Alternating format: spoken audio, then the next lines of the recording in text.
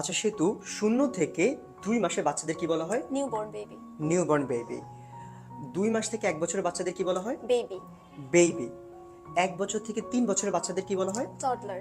Toddler. 3 বছর থেকে 11 বছরের বাচ্চাদের কি বলা হয়? Child or kid. চাইল্ড অথবা কিডও বলতে পারেন আপনি চাইলে। 11 বছর থেকে 19 বছর কি বলা হয়? টিনেজ।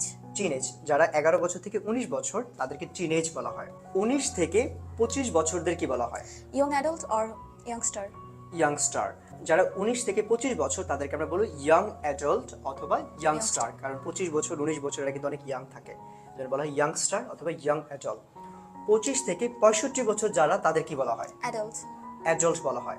65 বছরের বেশি যারা যারা একটু বয়স্ক তাদের কি বলা হয়? Senior citizen. সিনিয়র সিটিজেন, কারণ একটা মানুষ কিন্তু 1 বছর থেকে আস্তে আস্তে করে অনেক বড় হয়ে যায়, তাদেরকে বলা হয় সিনিয়র সিটিজেন।